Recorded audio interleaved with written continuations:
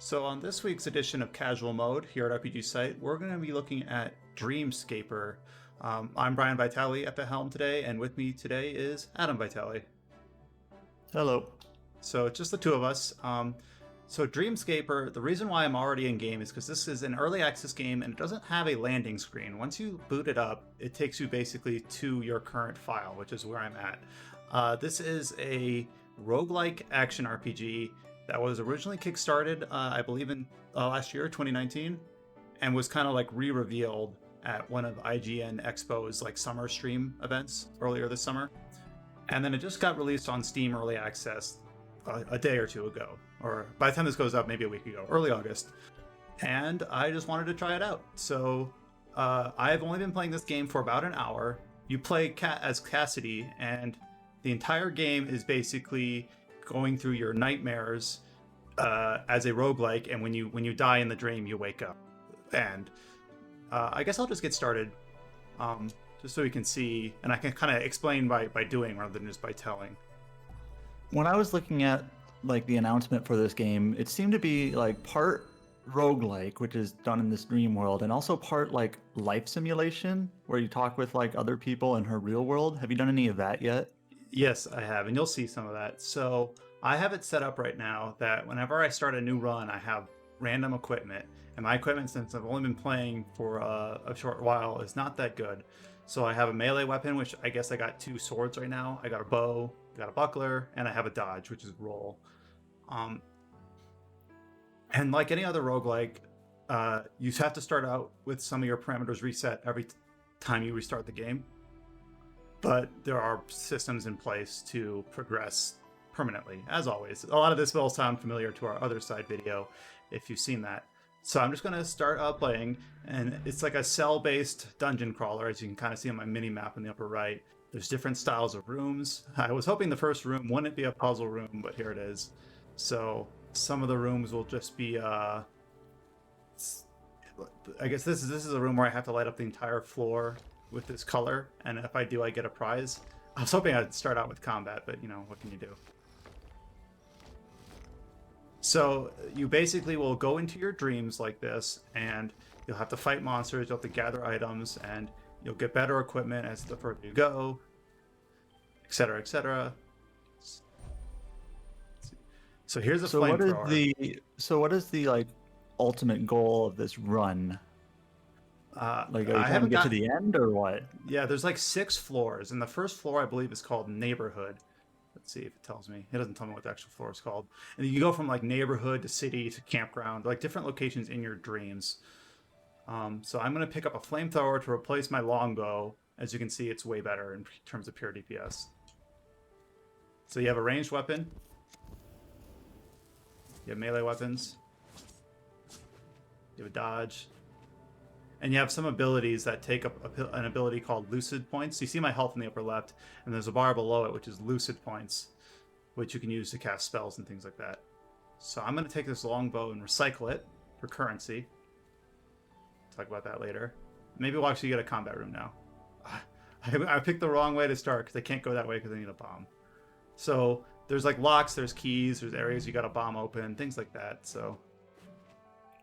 Well, I guess on the map there, look to the right. There's a little. Defeat all enemies before swords. time runs out. So I'm gonna see if I can do that. Well, on the map, it showed a little like cross sword icon on this room, so I guess it indicates it's combat. It's a challenge room.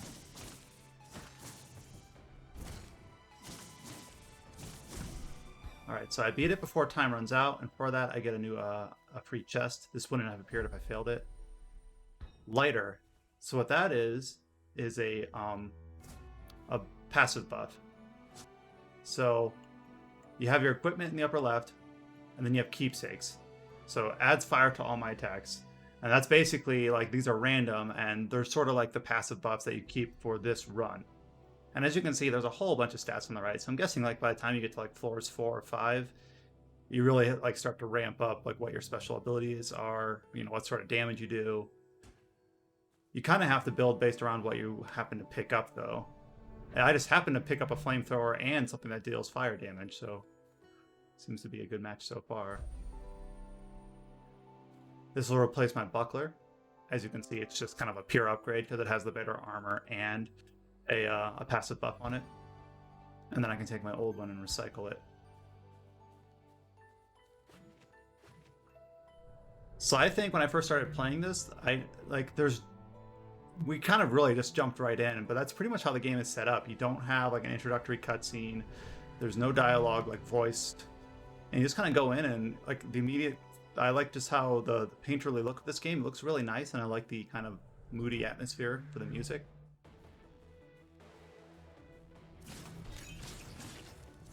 So you have a heavy attack and you have a light attack. That's what the melee things are. And like, see how I flash white every time I swing?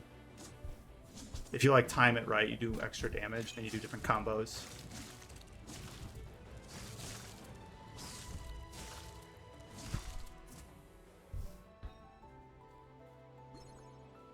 Sometimes there's little piles like this you gotta pull open to get supplies. I don't need health right now, so I can recycle this for more currency. And I picked up a couple bombs. See on the map right now, there's a symbol that says, oh, it's flashing between two symbols actually. One of them is saying, one of them was just saying that there was sand to pick up. The currency is sand. See the symbols in the lower left? The top one is sand, and that's your currency. It's like Dreamweaver, Sandman, that sort of thing. The second currency is keys. I don't have any. Then bombs, I have 1, and then arrows, I have 6. So since I have a bomb, I can come back here. We'll open that door. And this is basically a treasure room. I can pick one of these. So this is a, what was that called again? Keepsake. So defeating enemies with bombs will yield more loot. I don't usually use bombs. This is a different sort of dodge, where instead of rolling, I dash. Nothing personal, kid. So now my dodge is kind of like a ninja thing. And I've had some where it's like a front flip, which does damage when you land. And a couple other things. And like obviously all the different weapons have different like animations for them. I had a ranged weapon that was like a finger gun, kind of like a Yu Yu Hakusho. So there's some cool stuff you can find. But like, I had like a hammer once. Is your goal just to get to like a boss or what? Yeah, there's a boss in each floor. And then once you beat the boss, you can choose to wake up, and we'll move into the other section of the game. I should try using my ranged weapons more often. Seems pretty effective.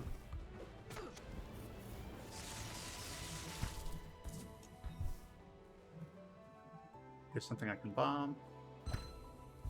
Does the flamethrower have like ammunition or fuel, or is it just? It shows an arrow in the lower left, but it's basically like ammunition.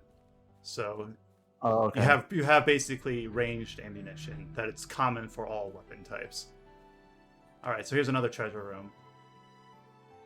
I'm not using. You have a shield too. I have like a weird. I'm trying to figure out how I use my shield. I don't remember. I guess this is my shield.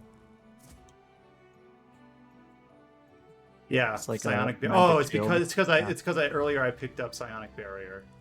I haven't used it that much. Successful parries boost your damage, or all projectiles ricochet off one additional enemy. I don't know if flamethrower can actually do that. I'll just grab it though. So there's the boss room to the right, but I'm gonna like avoid that and go down first to this other challenge room. Defeat all enemies before time runs out. Pretty easy. All right. So that is see these two lucid attacks? Those are basically my spells. You start out with Astral Blow, and I just picked up Spirit Shuriken. So I can now do that, but I can only cast it so often. And that uses that bar underneath my health, so you can't do that forever. And you fill that up by defeating enemies. There's a treasure room if I go south more. Do you have like EXP? No, it's basically all item based. So this is like a shop room. So I have 700 sand. And at the bottom, you can buy like basic stuff like bombs or potions.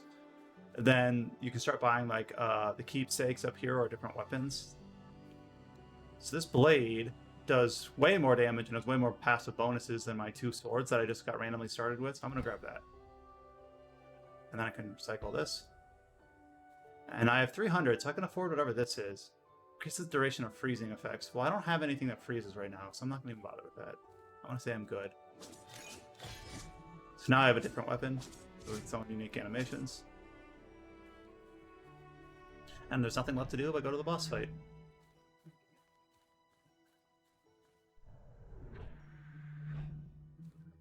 I can double check my map and see I've gone everywhere. And I'm assuming that I've only been up through the 3rd of, I think, 6 floors.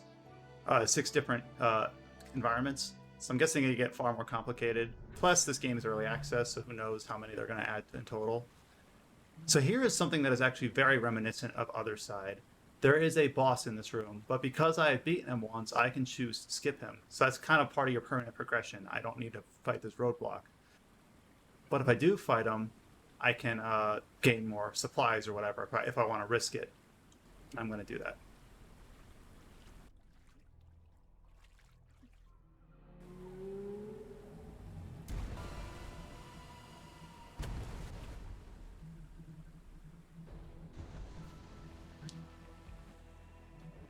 So this guy is a pretty simple first boss. You basically blow up the mines, and then you just swing at him when he's stunned. And the first time I fought him, I wasn't doing nearly as much damage. And then he does different attacks that you have to avoid. Well, he's gonna like jump up from the... Oh, he got me. He'll do different like geysers and things like that.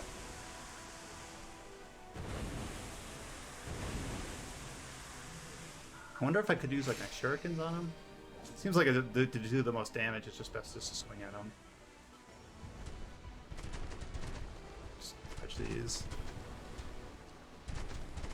I could probably dodge towards him and get some swings on him there.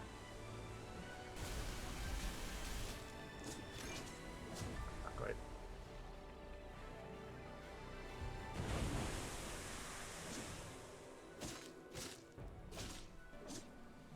One of the abilities that you also have is the ability to slow down time. So I'm going to do that next time he pops up.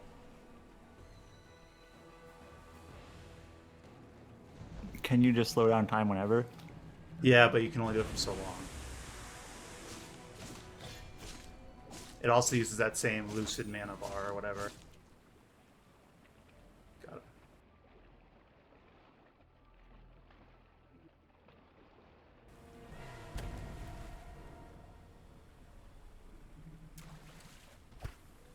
So now that I've taken the time to fight him, even though I didn't have to, I got some sand. Actually, I didn't get sand. I guess you just get this keepsake, which looks like just pure passive buffs for health and range damage, so why not?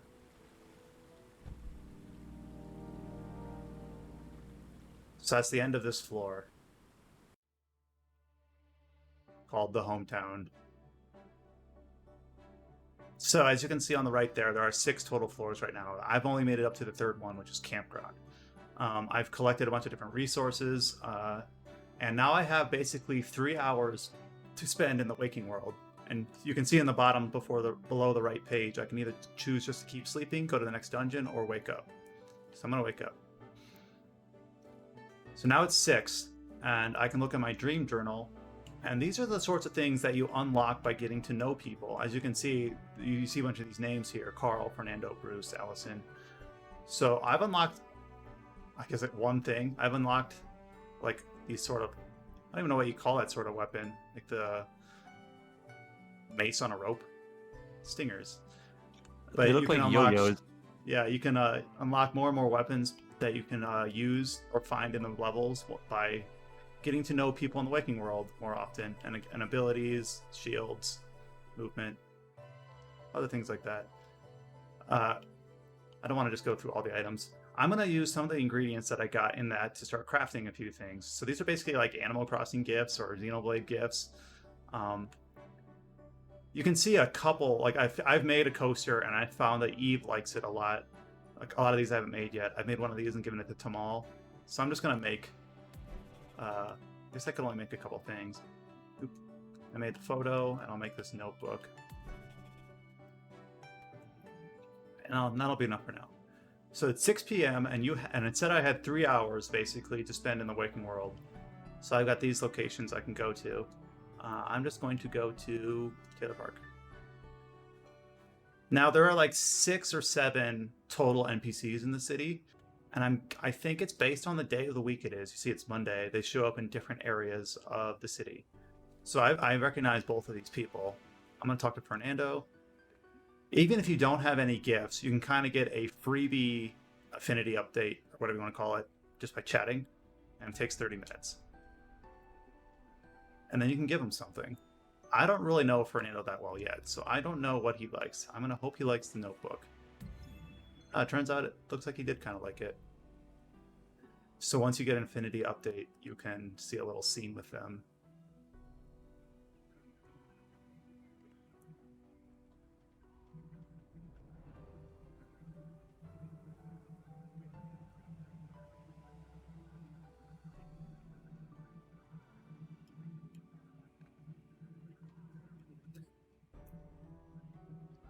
So the game doesn't really introduce who all these characters are through clear, like, to-your-face exposition.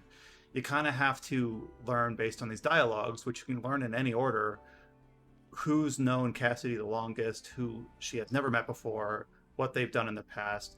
And in my first talk between these two, you learn that she spilled a latte on his pants, and he like hasn't really treated her fairly ever since. And they apparently work together, but I haven't actually seen a bunch of that yet.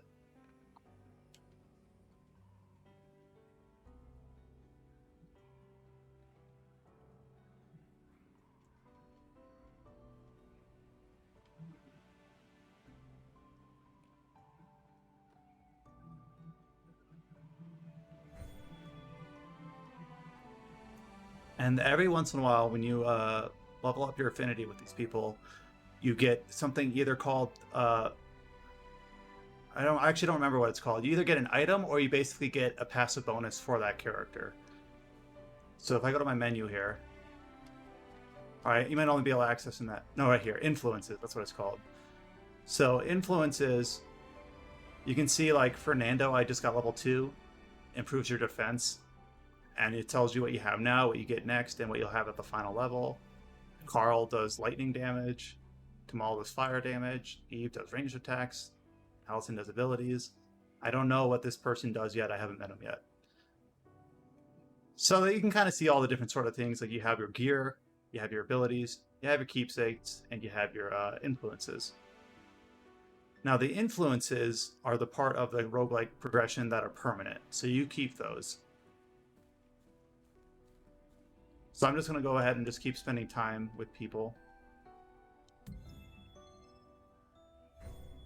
Just by talking to Carl, I unlocked a new shield. And basically what that means is that I can choose to start with that on any given run, rather than have a random one assigned to me. He won't let me give him a gift.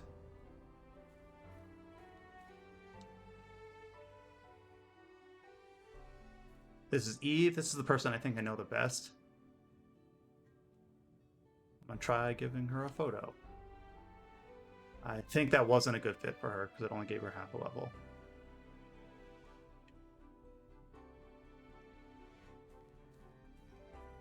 I guess my question is, like, so you're basically progressing on your relationships here after you spent 1 level in the dream world. It seems like to me what you'd want to do is like do 1 level in the dream world, come back to the real world and just waste your 3 hours, just progress as much as possible, and then go back to the waking world and progress a little bit more, and then do the first level of the dream world again.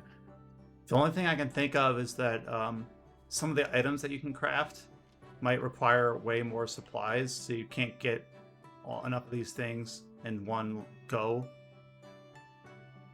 So it's like Bliss, Solace, and Insight, and then you can get like improved versions of it to create different levels of items. So the loadout you can only select at the start of any run. So now that I'm in the middle of a run, I can't pick it. That's why they're all locked. Oh, I guess I didn't realize you're technically still in the middle of a run. Yeah. Like I thought you left out of the run, if that makes sense. No, Well, once I go back in, I'll start at the second floor. Oh, okay, that makes more sense. So basically, I can already see a few of these people that I've talked to, what they like. So I guess that's supposed to be hints on what you're supposed to give them. And then there's also things called memories. They're like just little text snippets that you can find in the different dungeons. I've got one in the city, and I think one on the campfires. So I'm guessing once you get enough of these, you can string them together to kind of figure out the history of all the characters. But right now, it's just kind of like an anecdote.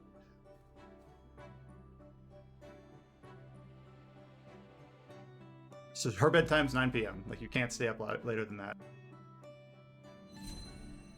And it automatically puts me in the city. You don't have a choice. So I have all the gear that I had before. And my influence that I picked is still Eve. So I should use my ranged attacks more, because that's what she makes better.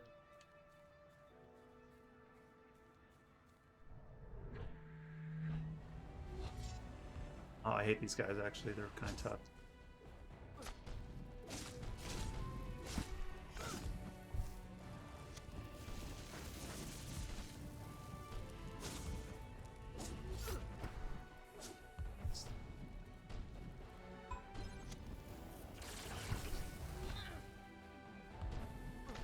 It seems to be a reasonably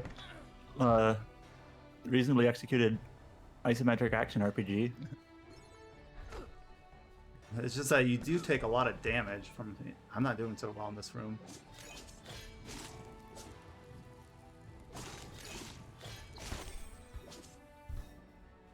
And then the dodge I have, like, I was trying to dodge over, like, this part of the floor is dangerous, but I'm not 100% sure, like, I haven't quite learned how far it goes. So I accidentally dodged, like, into it.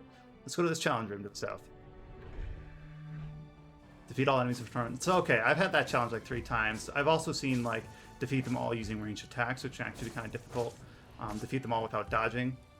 Oh, I'm almost gonna die. Alright. Easy. Successful parries boost my movement speed. I should use my shield more.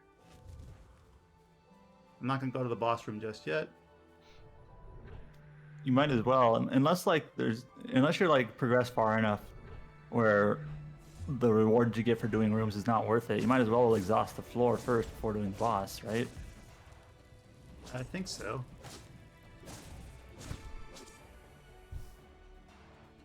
The only thing I don't quite like is that you can't jump. I feel like you should be able to jump. And let me get this guy first. And as you can see, with these combat rooms, you can't leave because the warps are red until you clear out everything.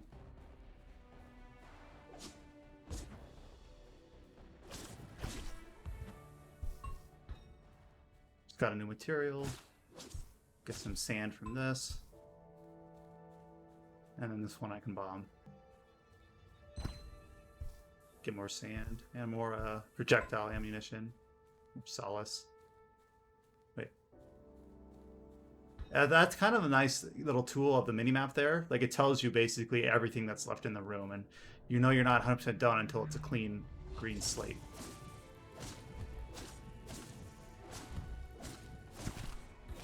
It seems like those flying sword guys, it's best just to keep wailing on them. Yeah, you can kind of like stagger lock them.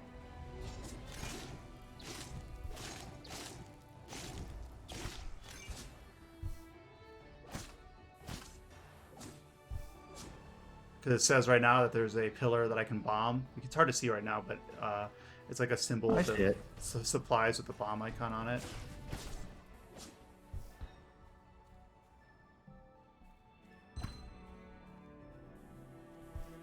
There's a question mark in the upper room.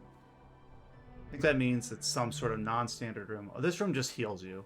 If I press A on this, it'll just heal me. So I'm gonna hold on to that if I need it. It's like a one-time use thing. Okay. Yeah. You have your little Mario-style fire pillars.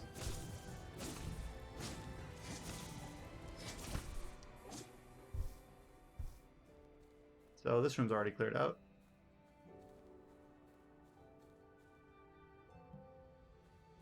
Some of the doorways at the bottom, like we saw before. You can already tell, like this floor is a little bit more intricate, and like those might not be dead ends. They're just listed as dead ends because I don't know any better. Actually, this is a sort of room that I'm not familiar with. I've never seen the symbol before. I guess you can trade for keys, but I have a key already, so I'm not going to do that. Yeah, I mean, you can always go back to that room if, like, you absolutely need a key later, I guess. You trade your 50% health for a key and then go to the healing room. All right, puzzle room. So basically, again, this is like the source of color or whatever, and you have to just figure out what you need to turn these to get them to all color up. Usually it's pretty straightforward. Maybe they'll get more complicated.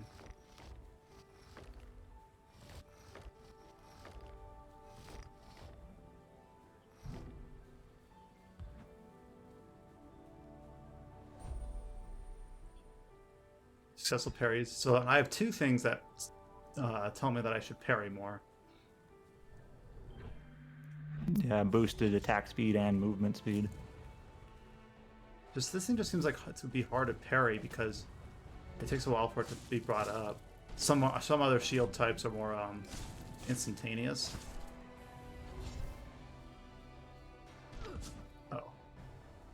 You can see like his remaining ammunition above his head before he has to reload. That's kind of cool.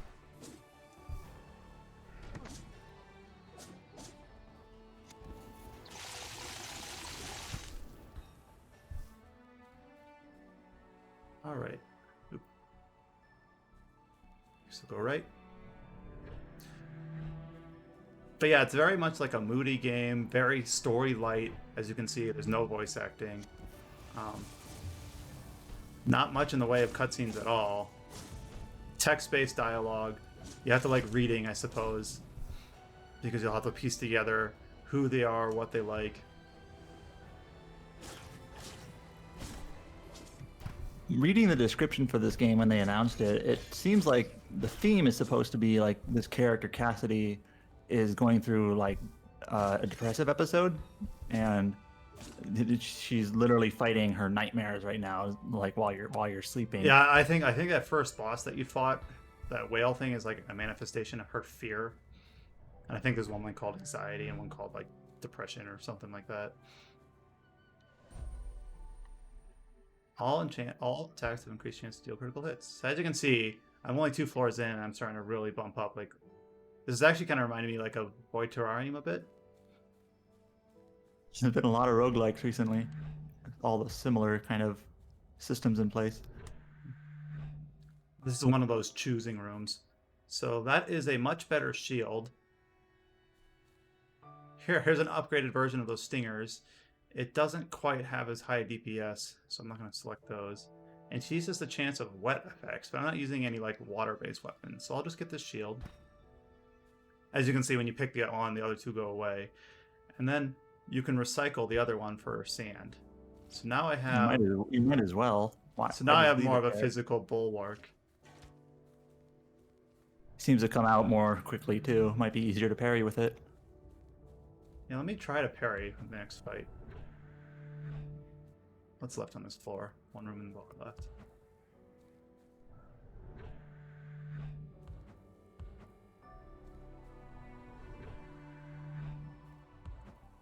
Now you're playing on PC. It seems like things like loading times and whatnot are pretty good. You know, playing on an SSD, I assume.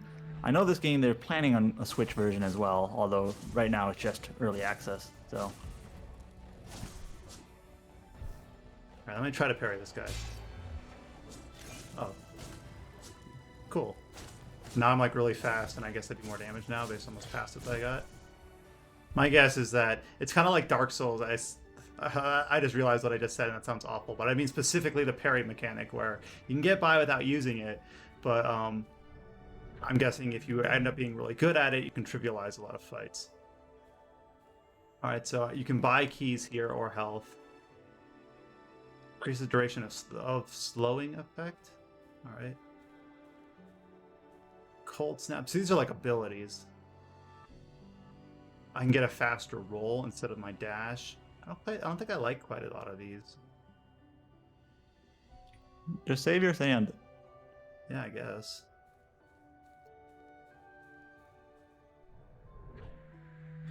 One more room? No. Maybe? Well, I guess. Oh yeah, there's a room down there. Okay. Oh, another choice room. So, ranged weapon.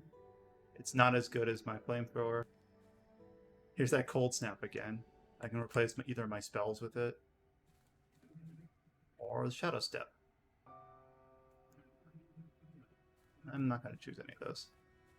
Well, I guess what I can do is I can pick one, swap it back, and then recycle it. Just get some free sand out of it. So I guess head to the healing room and then go to the boss.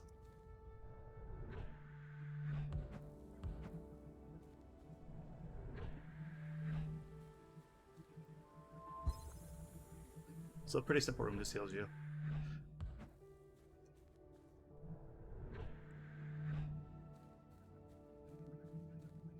But yeah, it runs really well. I haven't had any issues like loading it or unloading it from my computer. All tabs pretty fine. I know it seems like such a low metric to pass, but there's some games that just lock up your computer as soon as you try to like click outside of their active window. All right. I'm gonna take care of this thing first. So I guess this isn't like the same sort of boss as before where you can skip it.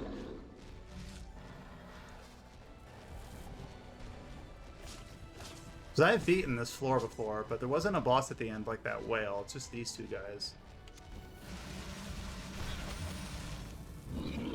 So I'm going to try using my shurikens. Oh, wow, that was more powerful than I thought it would be. Increases health by a lot. And heal my health. Yeah, you just totally wiped them with one shuriken throw. So I'm guessing... So City doesn't seem to have a boss fight like Hometown does. So again, I can leave and wake up, or I can go straight to the campground. I'm just going to wake up because I want to try You might as well wake up, right? To get more affinities up and get more bonuses. Oh, so these actually, I didn't realize that before. So I remember telekinesis, when I leveled up with Carl, it showed me that was the next thing I would unlock. But it's barely filled up. But for Eve, I had that thing where I chatted with her and it filled up most of the way, so I'm close to getting Biting Dagger, which I guess is a poison-based weapon. I'll craft a couple things.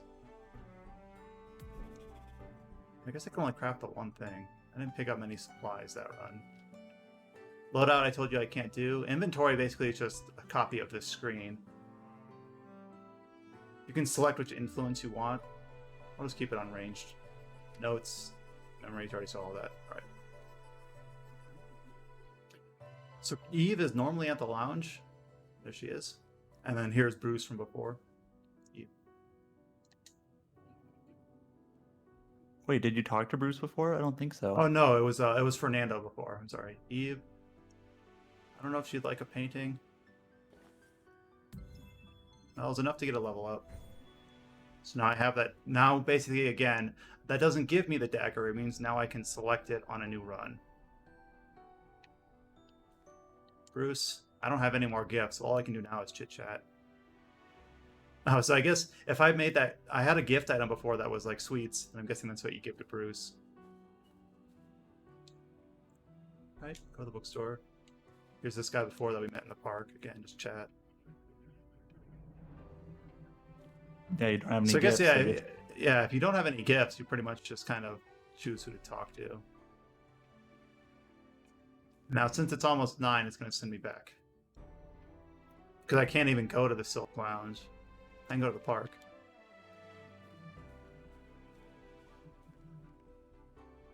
Oh, it won't even let me chat because that takes time. So yeah, that wasn't too productive. I got that one dagger from Eve. I want to let me leave. Oh, I'd passed by the threshold. All right, maybe we'll do one more floor. And I have not done this floor yet, so we'll see.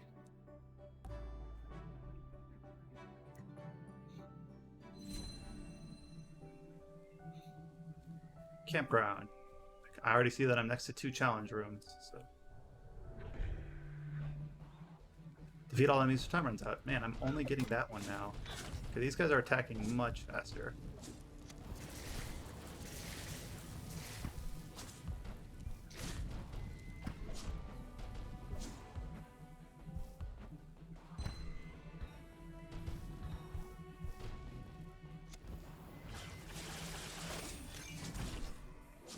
Alright, managed to still do it. So this is a spell. I guess I'll replace my generic Astral Blow spell.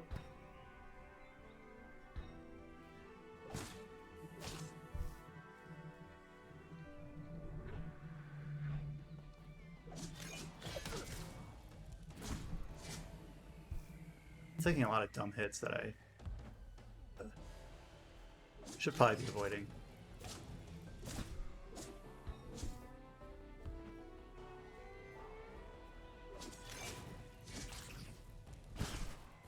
That guy never fired once. I don't know what his plan was.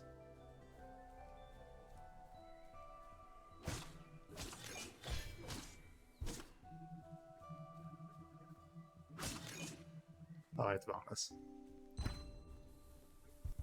I'm guessing eventually you might have a stockpile of bombs that you can use, like use a bunch in combat or whatever. I kind of have to save them for gates and piles like that.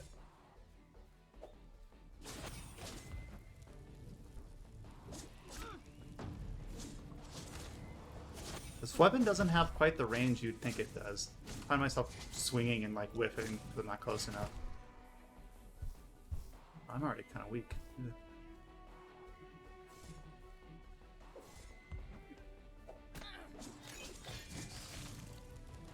If I can keep them like staggered, I know they're separated. Alright, that should be good.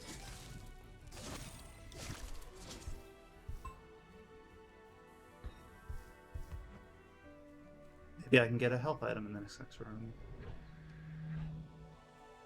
Oh, here's that finger god I talked about. Why not? Let me get that.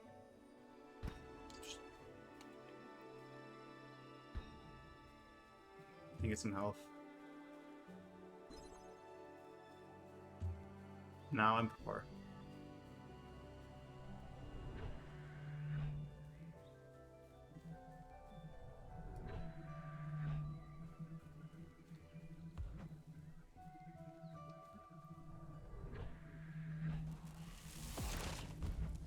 Oh yeah.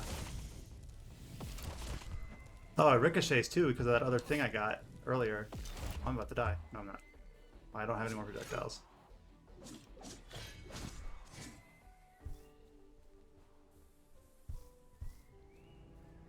Alright, I am weak. I'm the most ogre guys. Now your challenge here was defeat them without doing any defeating it or taking out any destructibles, but I think you already did, so I think you failed. That just means you don't get the chest at the end. Oh no, I died. It must suck to die in your dream.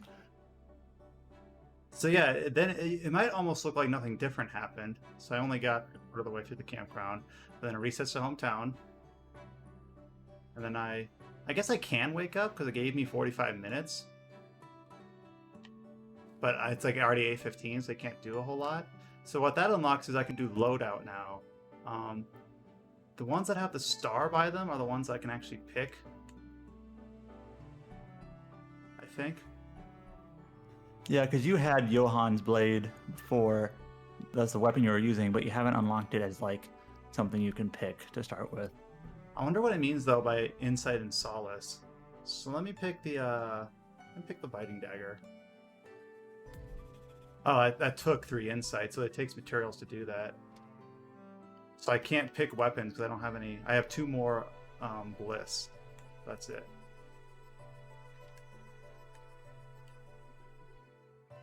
So I guess that's also another reason to carry on to try to get a ton of resources. I can pick. I feel like you didn't get a lot of like those insight and solace and other resources. Like you never had like a lot to hang on to, and you use it both for loadout and gifts. Maybe I'll just fight the shark one more time. But the thing is, like, getting the random weapon, you might end up with a good one, or one that you haven't tried yet that ends up like it's not like it's a penalty. You just can't pick. In order to get what you want, you have to pay for it. So what it randomly gave me optic seer. Oh, like Cyclops. I've never had this one. But yeah, that also takes. That's a ranged weapon. Yeah, can't go that way because you need bomb. But yep, and that's the loop, I guess, is that you have to you keep your materials, which I actually didn't realize, and then you keep your you do keep your influence. Well, I thought you kept your influence. Maybe you don't, because it says I have none right down there. I thought you did. Don't keep your keepsakes, and you can pick your weapons if you have enough materials. Okay. This is a different sort of floor.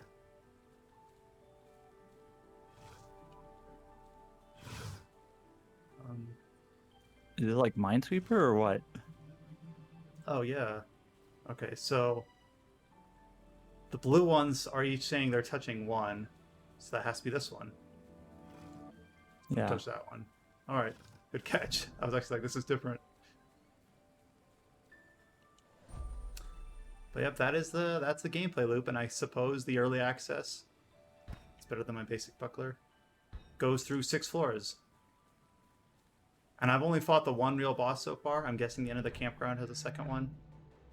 I'd like to try to get there, but I just don't know how much time I want to put on footage. Oop. So this is a poison-based weapon, so I guess he's taking damage. I wonder how long it sticks on him. Doesn't seem to be doing that much damage, but about that long. Right, I wonder if there's ever a like an upgrade that allows you to see like enemy health, because right now you can't, right? Maybe it's a keepsake. And if you don't need health and you get a health potion, it's basically like rewarding you for it by being able to turn it into sand.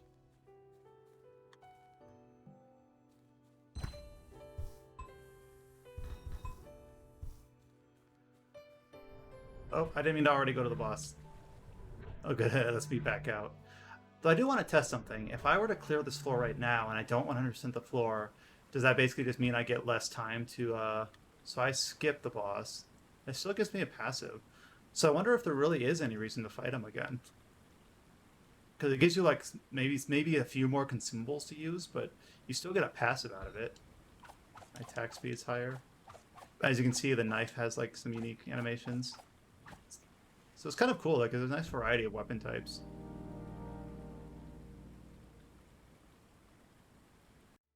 And if you don't really care about what you can gather... Oh wait, I guess it still called it 100%. That's interesting. I wonder why I did that. I was expecting I deliberately skipped some of it, so... So you still get 3 hours, so you can boost your affinities. You don't have a lot of items to make gifts with. Maybe clearing the level is always 100%. You only get a partial if you die, and then it's based on your map progress. Something like that.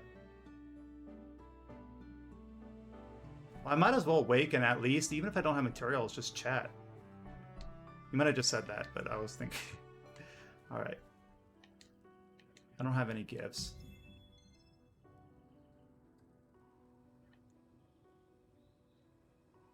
So, this town is called Red Haven, and basically it seems like she recently moved here for like some sort of journalism job.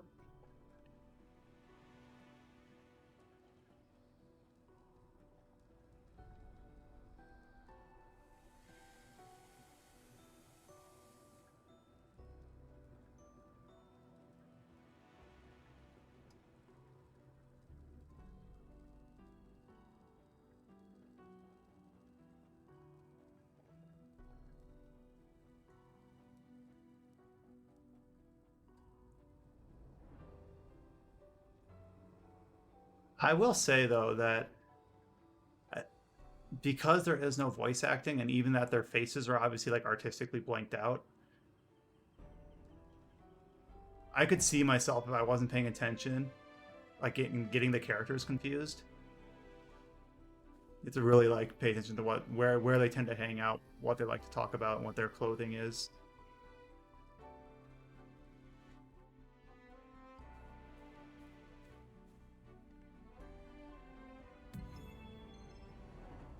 So this is my first talk with Bruce, because I went from stranger to acquaintance.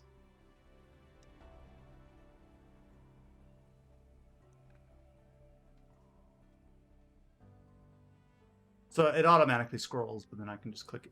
I'm playing on a gamepad. Press A just to go through it a bit faster.